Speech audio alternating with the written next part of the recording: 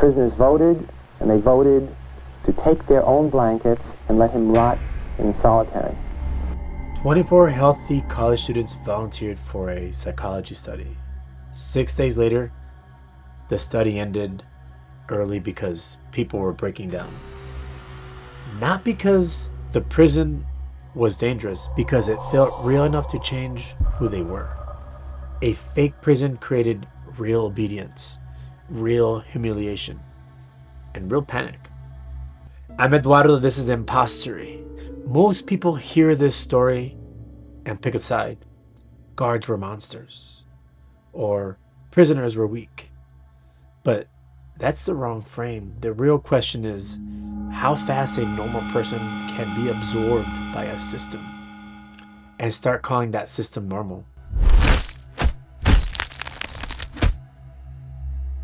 In August 1971, a mock prison ran in the basement of Stanford's psychology building. Names were removed, numbers replaced identity, and authority was handed out like a costume. Then the costume started to stick, and the basement stopped feeling like a study. The basement did not look like a movie set. Fluorescent lights, concrete walls, narrow hallways, and doors that closed with a heavy click.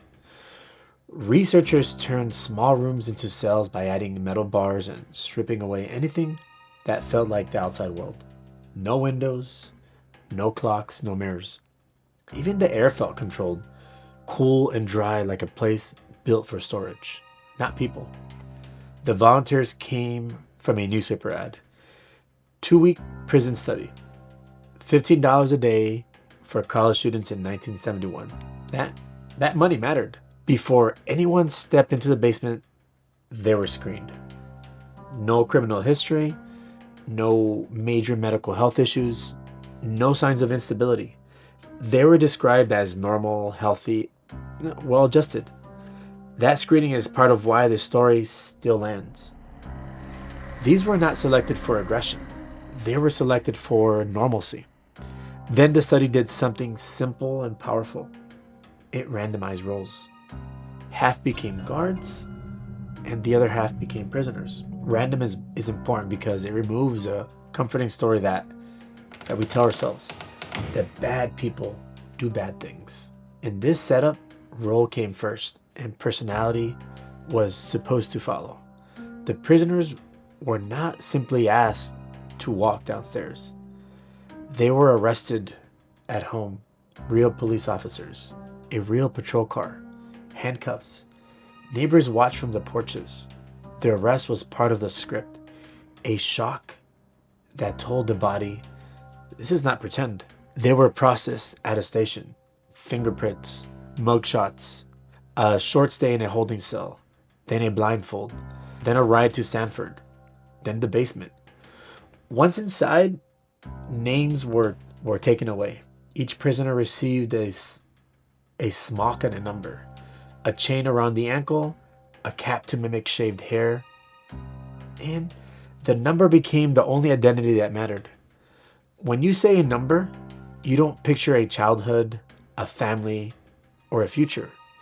You picture a unit. Guards received uniforms, khaki shirts, whistles, batons, mirrored sunglasses that hid their eyes. They were told they could not use physical violence, but they were also told they were responsible for maintaining order.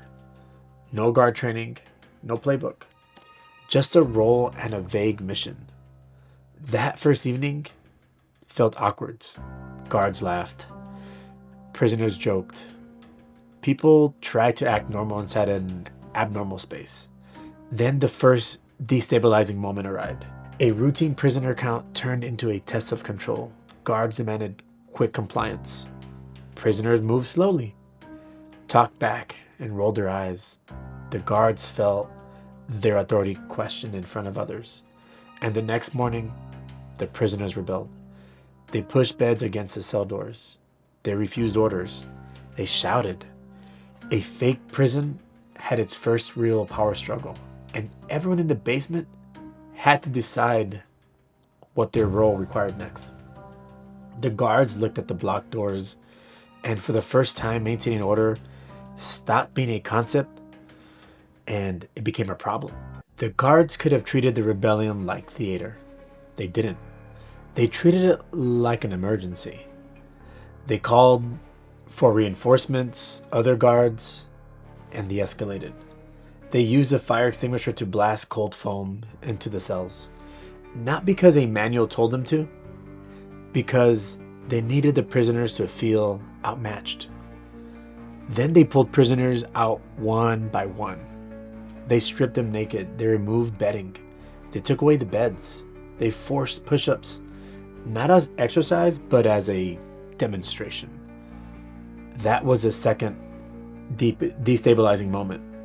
The study had rules, but the guards began writing their own. And the prisoners learned a new lesson. Resistance has a cost. Over the next day, the guards built a system of control.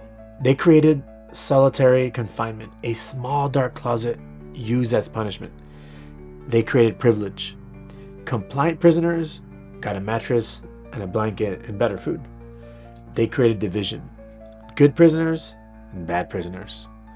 They also created uncertainty. A punishment could arrive at any time, for any reason, because the reason was now. You made us do it. This is how systems harden. Not with one dramatic act, but with policy.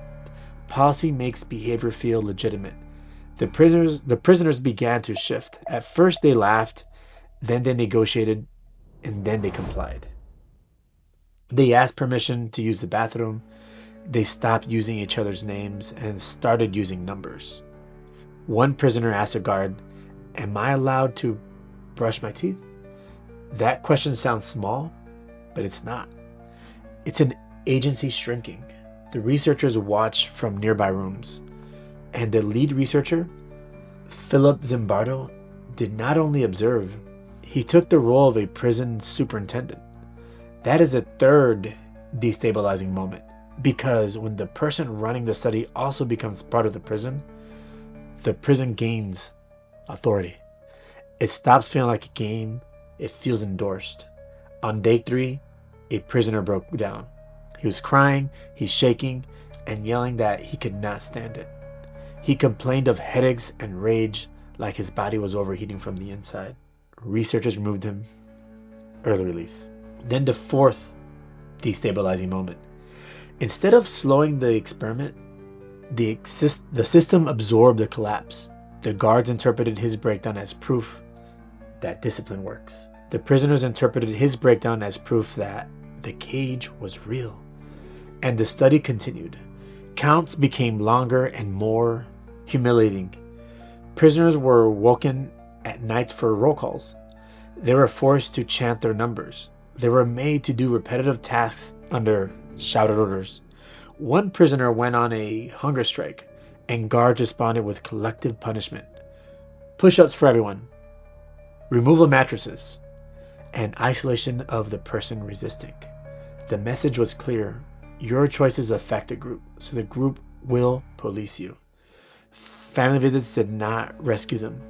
Visits were short, monitored, and controlled. Parents asked, "Are you okay?"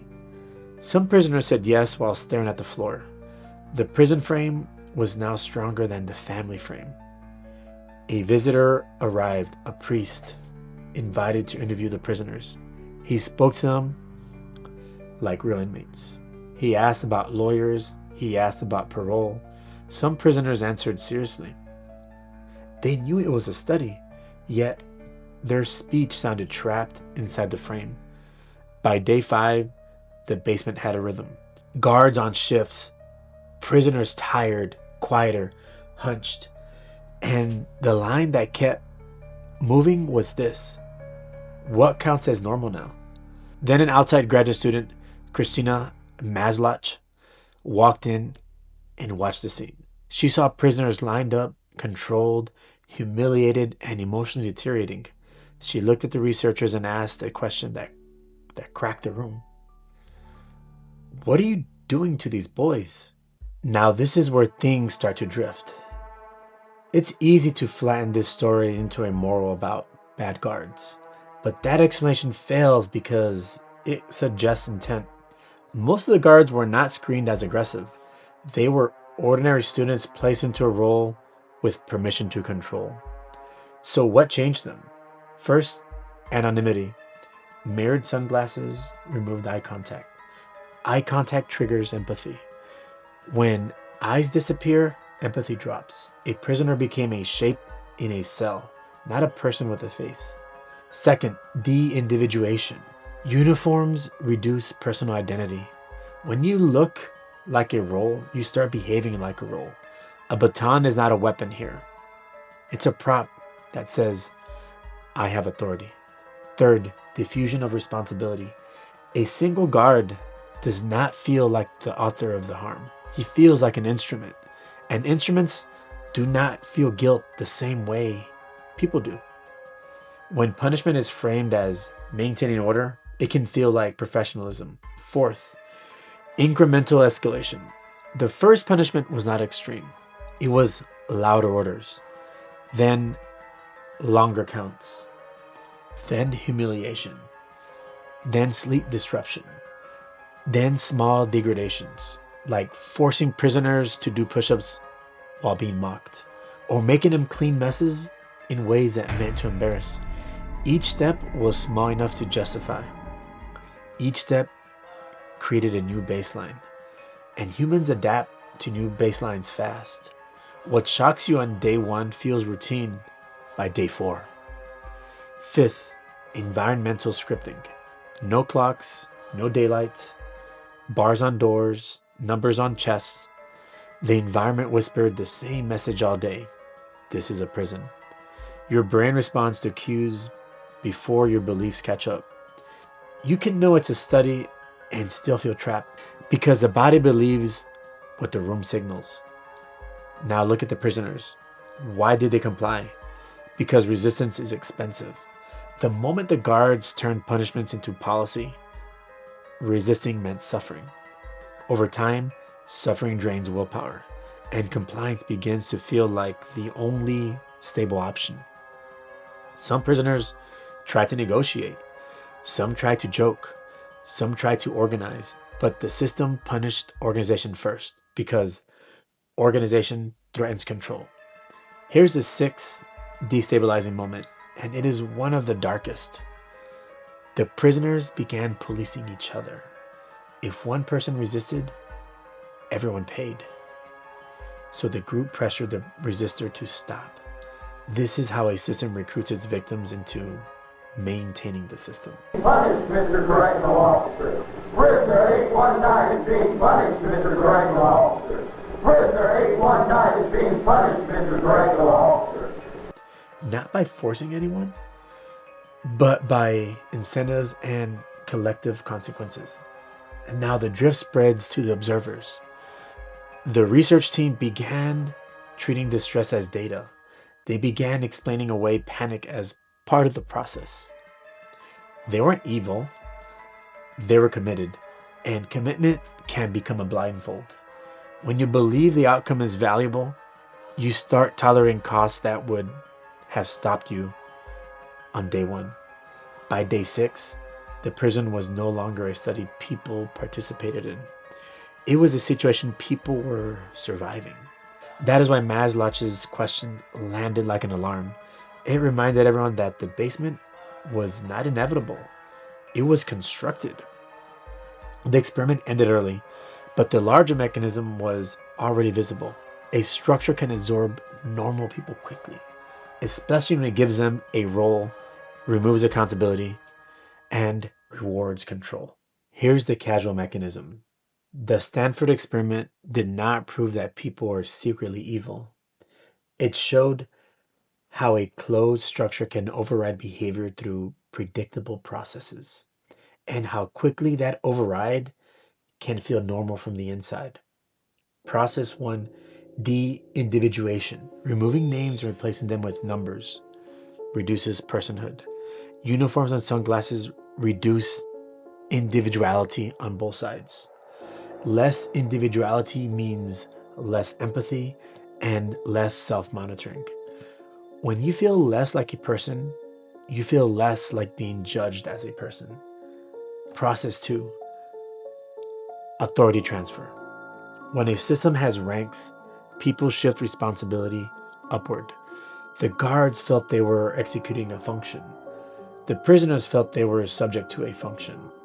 And the lead researcher adopting the superintendent role signed legitimacy, not neutrality. In that moment, the guard is not improvising. He is, in his mind, enforcing what institution wants. Process 3, incremental normalization. Escalation happened in steps.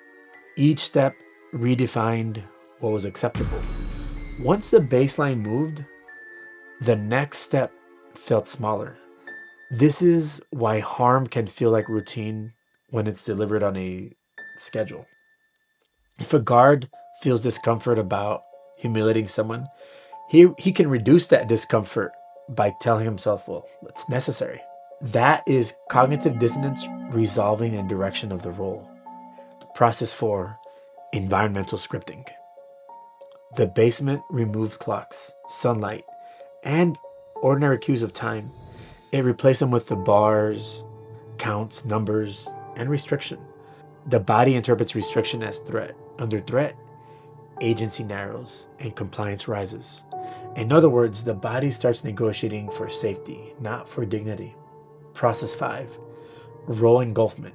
When you perform a role repeatedly in a strong environment, the role begins to swallow identity. You stop saying, I'm acting like a guard. You start saying, I am a guard. The same with the prisoner. Once identity narrows, behavior becomes easier to predict because the role provides the script. Process 6, feedback loops. Punishment produced submission. Submission signaled success. Success encouraged stricter control. And group punishment made prisoners enforce compliance internally. Accelerating the loop. The system did not need constant force. It needed a few incentives and a few consequences repeatedly. That is what actually happened and why. This was not mind control. It was contextual override. A design environment created a design set of behaviors, and the people inside it adapted faster than they expected. The uncomfortable takeaway is that your values do not disappear. They get crowded out. When the room defines what success looks like, people chase success, even if success is control, silence, and compliance. Most people watch this story and say, I would never be one of those guards. Or they say, I would never let myself be treated like that. But the experiment is not a test of morality in a vacuum. It's a test of drift. Notice what made drift possible. The role that came with authority, an environment that removed normal cues, a chain of responsibility that blurs accountability, rules that changed in small steps just enough that each step felt reasonable. Now, look away from the basement. Look at your own systems in your workplace. Who wears the sunglasses?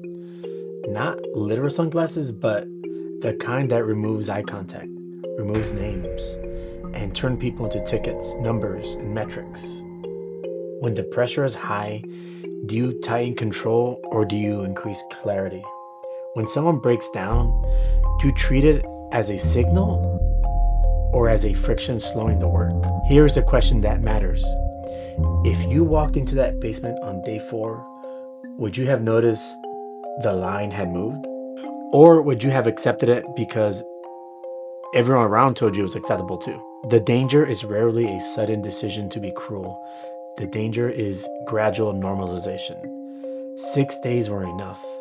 If you want the lesson in one sentence, this is it. Systems shape behavior faster than intentions can defend it. Let me repeat it. Systems shape behavior faster than intentions can defend it. So decide your line before the room decides it for you. And that is why these stories matter. Not because they're strange, because they are familiar in disguise. If you want another case where ordinary people followed a script farther than they thought they would, the next episode is already lined up, and it starts with a simple instruction from a man in a lab coat.